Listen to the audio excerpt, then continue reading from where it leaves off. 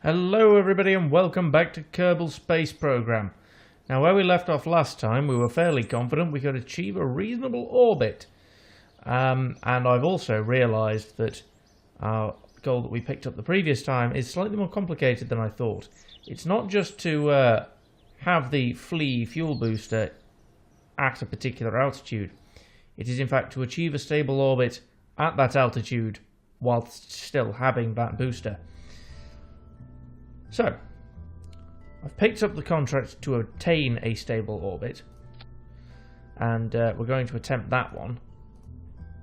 Then what I'm planning to do, in order to achieve all those goals, is haul the flea booster into orbit at that altitude, obtain the altitude while carrying it, and then once I'm done with achieving those goals, kick myself back out of said stable orbit using the flea. That's probably going to end in the usual ambitious but crap way that we've been experiencing so far. But you've got to give it a try, eh? Right, what bits do I need? I've got my parachute. I need a detacher next because I've got my heat shield. Stack decoupler because this is the last section we'll want to detach from everything else to make sure it doesn't crash horribly. We will probably want a flea as our second to last section, and I'll say under that we want probably the hammer. So structurally let's put another stack decoupler under the flea and chuck a hammer under it. Should be reasonable. In fact, I should probably figure out how to use liquid fuel engines, because they're a great deal more controllable. So actually, let's leave the stack decoupler on, get rid of the hammer, and plonk a fuel tank there, because we'll be probably wanting to adjust things. So the swivel, because that has plenty of control going for it, which is probably just what we need. Probably, hopefully. Then, if we get some symmetry mode up, get some radial decouplers in here, and then I'm thinking, if we kick... Actually, we could go for lots of control. Which lots of control for achieving a stable orbit seems like an idea. So if I put some fuel tanks on our radial decouplers and put some more swivel engines under those and some nose cones on the fuel tanks, that should be fairly good. Obviously, we need to get this up to the right altitude. So, to that end, let's put some decouplers on. Yep. Nope. There we go. And attach probably a set of thumpers. Although I'm not sure that'll... Will 3 thumpers get all that weight up high enough? What's our current weight? It is 13.7 tons. That's not too heavy. Although we don't have all that many parts left. We can only build 30 parts. I think we have to... Yeah, the 3 thumpers should do it. That looks like a solid way to get ourselves out into orbit. Yeah. Although what I might do for a bit of an extra nudge is put a hammer under there just to cap it off. Whoops, whoopsie, I realised I was changing the staging there. Don't want to do that. Come on, stick. Stick in place.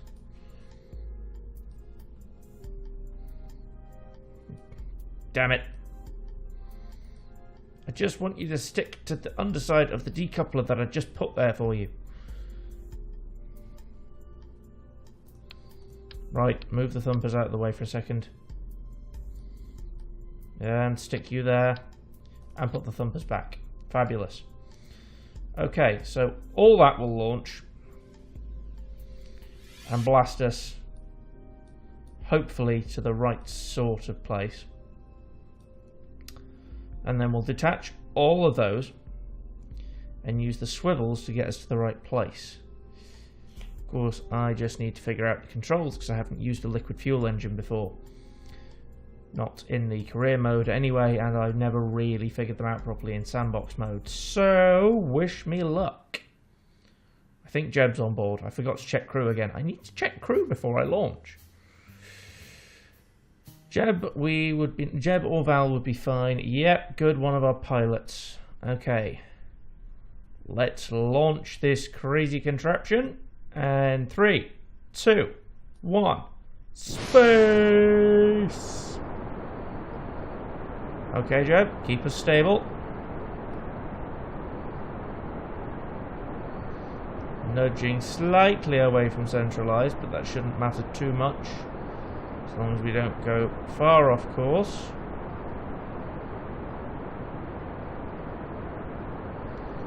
Now creating quite a lot of drag with all this weight, but we've got nice nose cones on everything, we should be fine. The hammer has flamed out, just the thumpers going now. That's fine, that's what we want. And flame out, detach everything. And they all crashed together and exploded. Well, I mean, that deals with the problem of the solid debris landing as one chunk anyway. Oh dear. Oh dear, now we're spinning. I don't want to spin. Right, so let's check our orbit map first. Just throw ourselves... Oh god, we're nearly at the... Are we nearly at the apoapsis? No, we're some distance away from it. Okay, that's fine. We need to stop ourselves from spinning first, and then what we need to do is fire ourselves towards our... towards the front of our flight path so that we're running parallel with Kerbal rather than up from it. Although I do get the feeling that this isn't quite going to launch us to the right altitude. We may need to go even faster. Through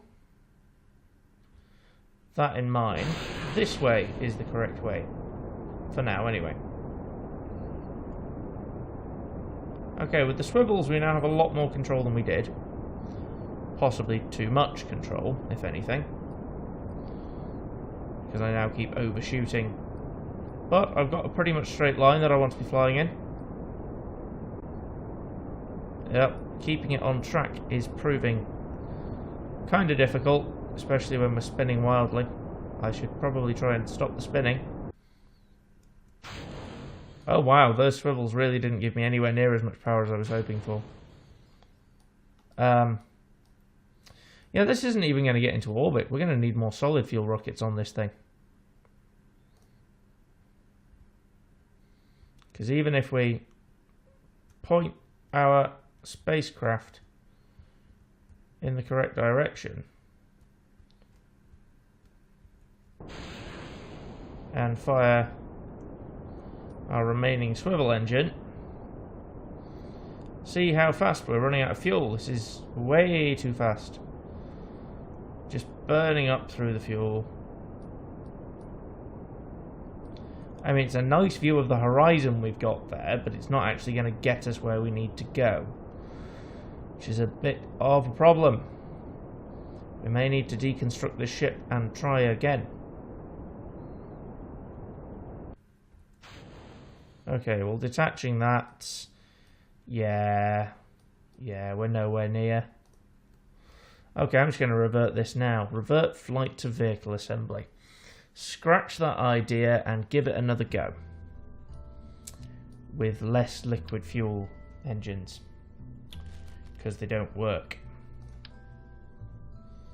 Or at least they don't do anywhere near as good a job as one was hoping they would do. So, back to the drawing board. We can also use more parts if we stick to solid fuel. So, liquid was worth a try, I suppose.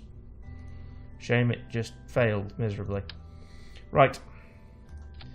Pep. Hammer. Pep. Thumper. Pep. More thumpers on the radial sides. Come on. Get attached, damn you. Ah, wait. Symmetry mode. Then it'll realise what I'm trying to do. Haha. And put some nose cones on that. And more decouplers under here. And more thumpers. And we're not over our weight limit, it would seem. Good. Now, if we attach another section there, let's try and get everything to fire at the correct times. So, initial rockets, initial release, secondary rockets. That is the wrong release. That wants to be released there. And there is where we want to unleash these decouplers. I think. Yes, because that will decouple those rockets. Then we will fire off our thumper. Detach it, fire the hammer, detach it, fire the flea, detach it, and parachute. Okay. This is now a much heavier rocket, but it's got fewer parts, so it should be fast enough and powerful enough to get us into orbit. If not slightly too powerful, given how far the previous one got us. But, oh well, I'm sure Jeb can deal with it. Righty-ho, Jeb. Are you ready? I hope so. Off we go. I do hope it doesn't fall apart, because I've realised it's not particularly structurally sound. I think if we try and actually manoeuvre it one way or another, those radial decouplers might snap. Which would not be ideal. It would be much, much less than ideal, in fact. The 3 thumpers are good, but this is a very, very, very heavy rocket. And it is going slightly off course. A little bit of control in to try and stop it from going so far off course. Okay. Whoops, fired that rocket too early. Oh well. In fact, no, I don't even think I fired that too early. I think it literally just, it exploded. Oh no. Oh no, that's gone out of control. Jeb, we've lost control. This is ground control to Major Jeb. You're doing it wrong. That's better. Up is slightly better. This is not going to orbit though. Right. Ha! Oh dear. Yep. What was that? I thought we fired an engine then, but apparently not. That just sort of burst. Oh no, that will have been the decoupler for the engine that exploded. Oh, this is just going wrong. Like, thoroughly, thoroughly wrong. Jeb, we're going to scrap your mission and try again. Back to base, if you would. There's a good chap. Whoops. Never mind. Huh. So, what do we do with the drunken spaceship? Scrap it. Or at least scrap that function of it. Symmetry mode again. Let's do roughly what we did last time. If I can remember roughly what we did last time. Because I think what we did was nail 4 of this rocket to each other for an initial stage kaboom, as it were, to get us off the ground. And once we passed the initial stage kaboom, we then looked at having some vague control in space. That's going to overbalance and crash before it gets off the landing pad. So let's reattach it there. And aerodynamics, because some vague aerodynamics could be good. I am not falling for that trick of putting fins on it again, because apparently that made it worse. How, I do not know. But apparently it did. So now, we've got all those firing, we've got that detaching, that firing, detaching, firing, detaching, firing, detaching. This should be able to get us into a stable orbit if we aim it right. So, let's launch. Come on, Jeb, we can do this. Got one initial kaboom. And then we should be able to do it stage by stage and be okay. Off we go. Upwards. Rapidly upwards. Good, we're looking solid, keeping it straight, keeping it lined up properly. I like it, Jeb, I like it. You can do it, my friend. I believe in you. Even if the drag is going to start creating a lot of heat in a second. I believe you're not going to catch fire and die.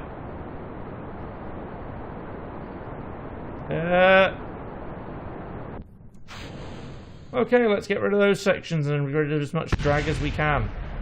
And they all hit each other and exploded, and I'm glad we were far enough away when it happened. Okay, so we're now rapidly going upwards. Although not rapidly enough, I fear. So we may have to fire our second thumper. I say our second thumper, our fifth thumper, to get up to the correct altitude before using our hammer, firing it parallel to the surface of Kerbin and getting ourselves into a proper respectable orbit.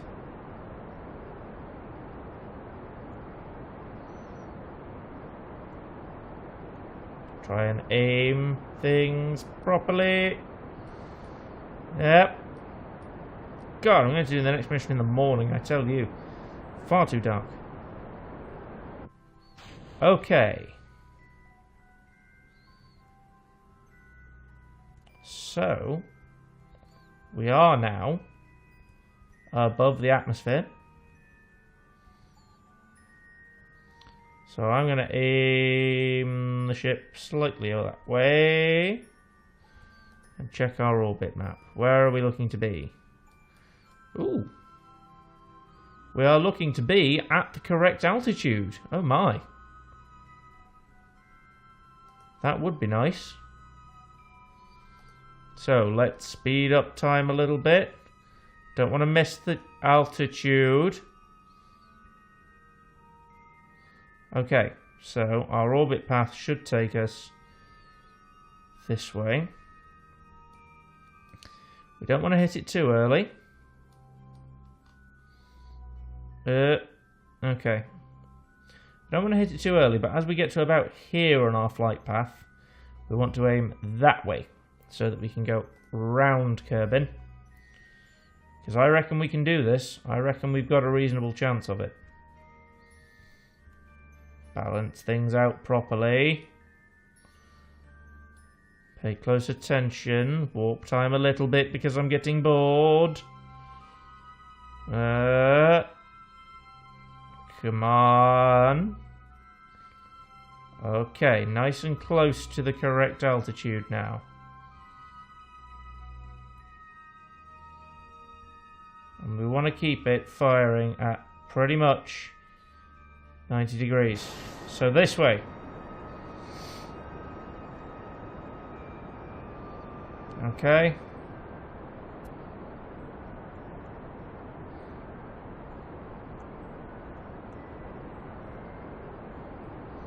This'll do it, this'll do it, this'll do it.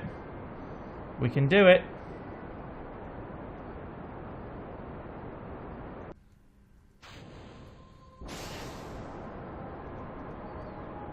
We need to achieve a stable orbit, so we might need the power of the fleet to do that. Try and keep it stable. Okay. Oh my lords, I think we did it. We did it. We achieved an orbit. A stable orbit. Yes! We have entered orbit. Orbited team. We didn't tell the recovery team that you'd be staying in space, so they're still looking. Great job. I think we've lost Jeb. Like, forever. We're probably going to leave Jeb up here to starve and die. Whoops. But we hauled the fleet into space as well. Great. Amazing. We're going to have to rely on another pilot from now on, though. Because,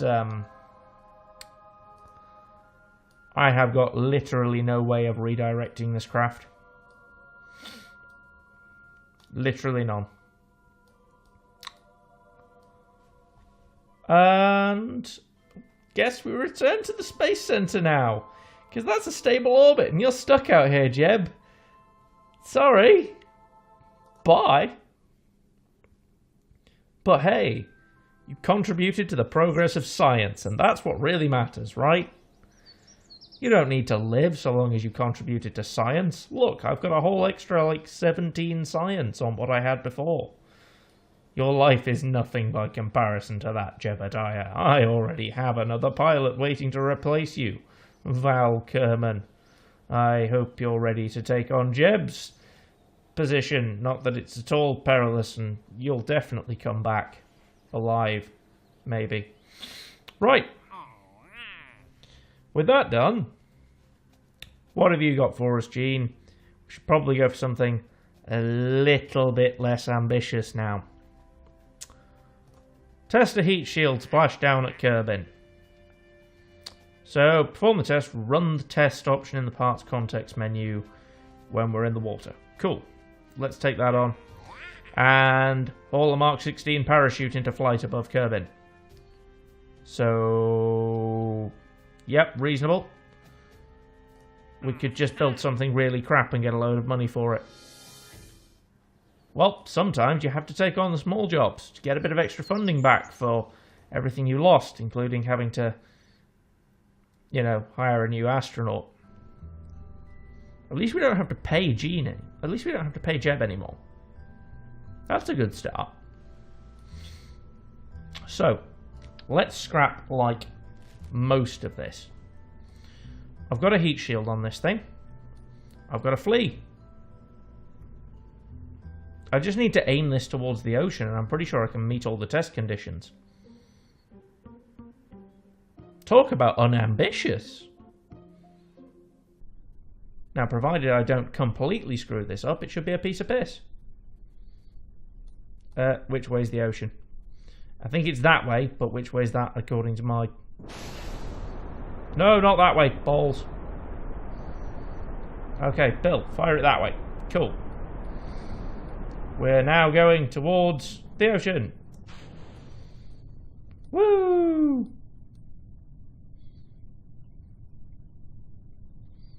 And there we go. We've tested the parachute at the right altitude, at the right speed, because we've used the parachute to slow us down. And then if we put ourselves to warp speed, we've got a heat shield on the underneath. So literally, wait for that to happen. Wait for us to crash down. Well, splash down into the ocean, just away from home base, and run our tests on it. And that'll be it. And we'll get extra money and extra science. Wasn't that easier than losing another pilot? Run the test. Run the test. There we go. Done. Fabulous. And recover the vessel, because Bill gets to come back alive. Hooray! Oh, we got like +6 science from the... No, +4 science from the entire thing. Huh. Oh well, we got something out of it. Money, mostly. Now, I'm going to advance to the next morning because I am really bored of not being able to see what the hell I'm doing.